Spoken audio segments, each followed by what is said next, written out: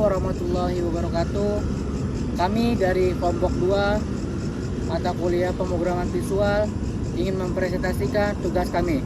Saya sebagai Muhammad Baru Alamsa, NPM 202 343 500 656. Saya Krisna Endrawan dengan NPM 2023 43 500 725. Saya Intan Syakila dengan NPM 2023 43 500 732. Saya Nia Zaza, NPM saya 2023 43 500 705.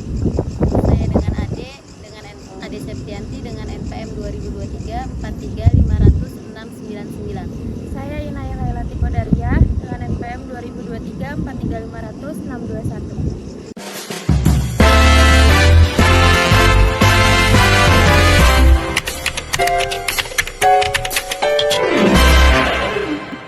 Assalamualaikum warahmatullahi wabarakatuh. Perkenalkan Pak, kami dari kelompok 2.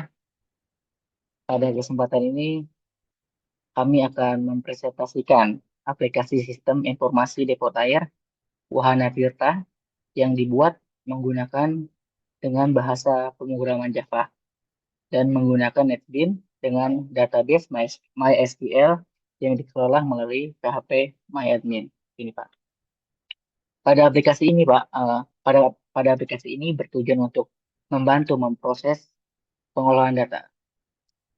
Salah satunya itu ada kurir, pelanggan di sini. Yang ketiga ini ada pembayaran. Yang keempat di sini ada pengiriman.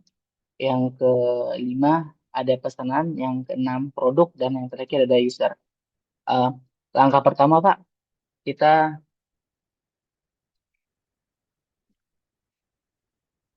masuk pada ini.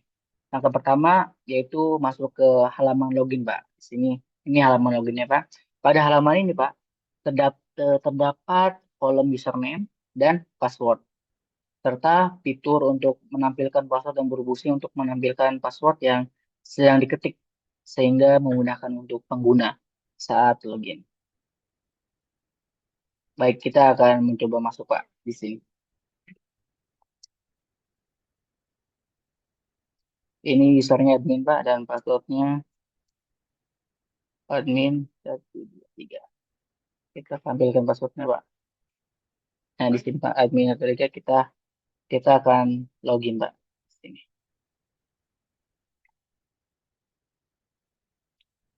Oke, berhasil Pak. Untuk ini kita sudah berhasil Pak untuk login.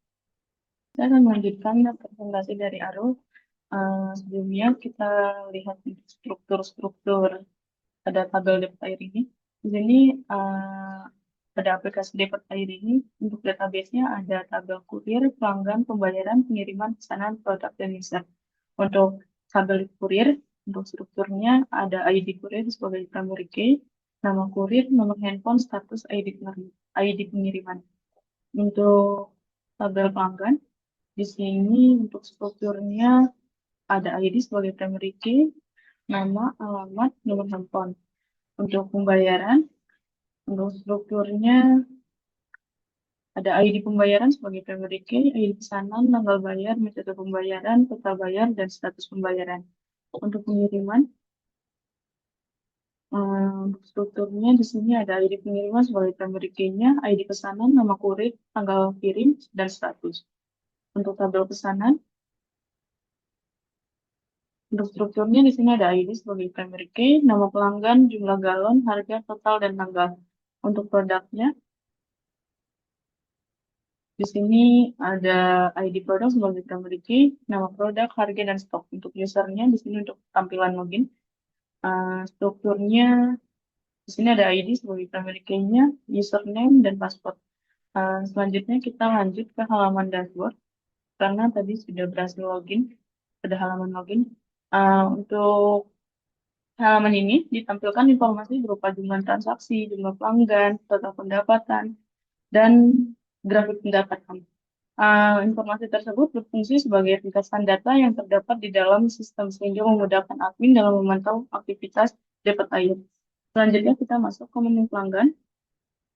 Pada menu ini, admin dapat mengolah data pelanggan dengan mengisi ID pelanggan, nama pelanggan, alamat, dan nomor handphone. Selain menambahkan data, admin juga dapat mengubah data menggunakan tombol edit, menghapus data menggunakan tombol hapus, melakukan pencarian data melalui kolom pencarian, serta mengosongkan form menggunakan tombol reset. Di sini udah ada 3 data pelanggan.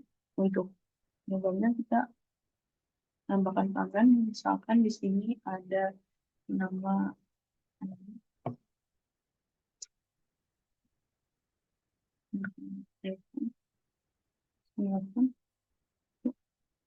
klik tombol simpan. Nah, di sini ada info data berhasil disimpan. Nah, di sini udah otomatis masuk ke data pelanggan si Adrian. Selanjutnya, saya akan menjelaskan menu produk dan pesanan. Menu produk ini digunakan untuk mengelola data produk yang dijual oleh depot air. Data yang diinput meliputi ID produk, nama produk, harga, dan stok. Admin dapat menambah, mengubah, menghapus, maupun mencari data produk sesuai kebutuhan. Sekarang saya akan mencoba menambahkan produk dengan nama produk air mineral. Sekarang saya akan mencoba menambahkan produk dengan nama produk air mineral. ID produk 3, produk akhir. Harga 20. Stoknya 105. Kita simpan. Nah, sekarang produk berhasil tersimpan.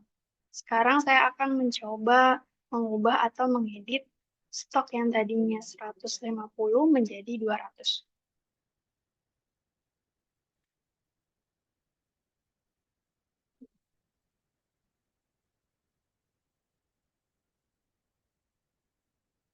Nah, stok berhasil diubah. Sekarang kita hapus data produk air mineral.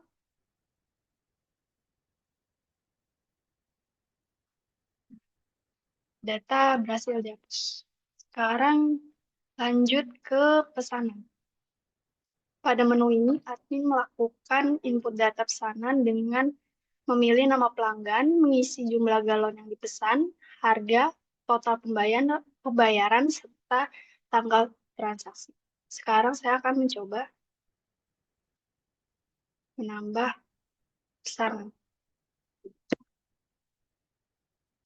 Nama pelanggan AD, jumlah galon 4. Harga 5.000. Tanggal 2026.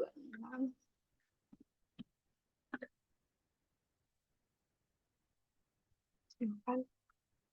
Nah, data berhasil tersimpan. Sekarang kita ubah atau edit nama pelanggan. Yang tadinya AD, sekarang Kenny. Nah, data berhasil diubah. Sekarang kita hapus.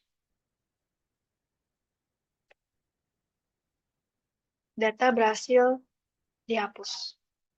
Selanjutnya yaitu menu pengiriman. Menu ini digunakan untuk mengelola proses pengiriman pesanan kepada pelanggan. Admin menginput ID pengiriman, kemudian ID pesanan, nama kurir, tanggal pengiriman, serta status pengiriman seperti diproses atau selesai. Seluruh data pengiriman dapat disimpan, diubah, dihapus, maupun dicari sesuai kebutuhan sehingga proses distribusi pesanan menjadi lebih teratur. Selanjutnya, saya akan mencoba fitur edit, hapus, maupun simpan.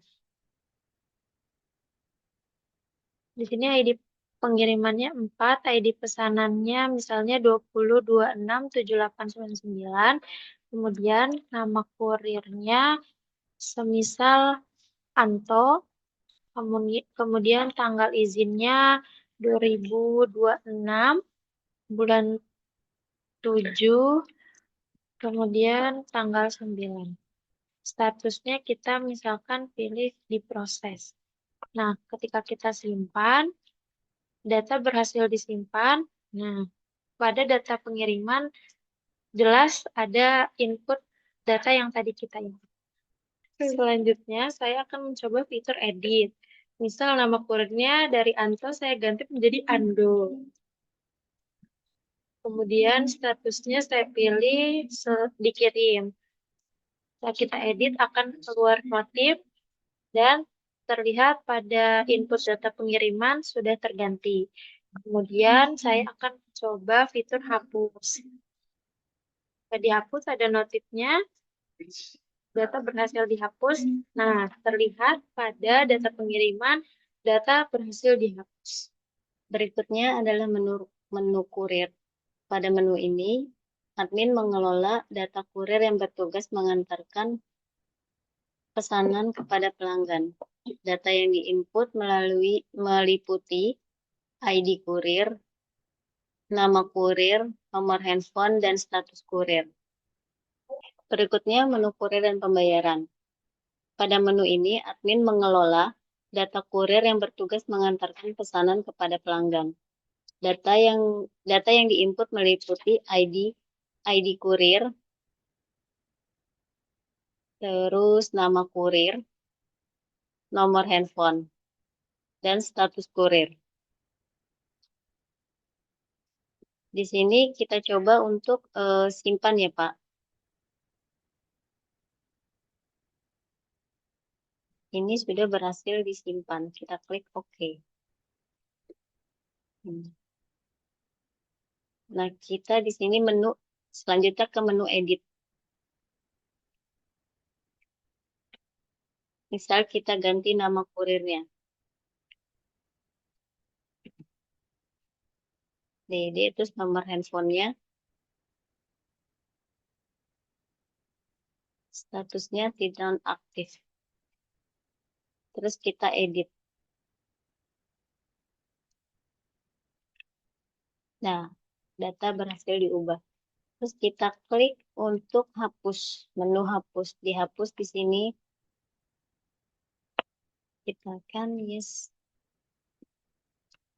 Nah, data berhasil dihapus. Sekarang kita menu ke reset. Ke pembayaran, maaf Pak. Selanjutnya masuk ke menu pembayaran. Pada menu ini, admin menginput data pembayaran yang terdiri dari ID pembayaran, terus ID pemesanan, tanggal pembayaran, dan total pembayaran, serta metode pembayaran dan status pembayarannya. Kita coba metode simpan. ID pembayarannya ini Pak 20276666. Terus ID pemesanannya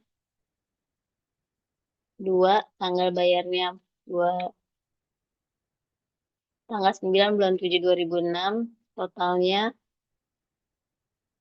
15.000. Metodenya yaitu transfer. Terus statusnya pilih lunas. Kita simpan. Data berhasil disimpan. Terus kita ke menu edit. Menu edit di sini pembayarannya. Pembayarannya cash, di sini diedit. Oh, nggak bisa sini.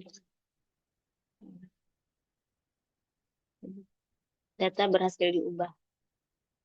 Nah, terus dihapus, menu hapus. Kita hapus. Dan data berhasil dihapus. Jadi setelah semuanya udah terinput, lalu akan terkoneksi ke database exam. Yang pertama masuk di kurir. Nah, di kurir ini setelah diinput akan masuk namanya adalah ID kurir, lalu ada nama kurir beserta nomor handphone, status, dan ID pengiriman. Lalu masuk juga ke database pelanggan. Lalu ada yang namanya ID, nama, alamat, dan nomor handphone. Nah, ini database yang udah terinput tadi. Lalu masuk di pembayaran. Di pembayaran juga telah terinput yang ada ID pembayarannya, ID pesanan, tanggal bayar, metode pembayaran, total bayar, dan status pembayaran sesuai dengan yang di-input tadi. Lalu di pengiriman juga sama halnya begitu, adanya ID pengiriman, ID pesanan, nama kurir, tanggal kirim, dan status. Lalu di pesanan ada juga yang namanya ID, nama pelanggan, jumlah galon, harga, total, dan tanggal keluar. Lalu di produk ada yang namanya ID produk, lalu nama produk yang ada, lalu di harga, lalu di sini juga ada stok. Lalu yang terakhir ada user. Nah, di user ini ada yang namanya ID, username, dan password yang berfungsi untuk login ke halaman websitenya. Nah, sekian dari kelompok kami, kelompok 2. Kurang lebihnya mohon maaf. Assalamualaikum warahmatullahi wabarakatuh.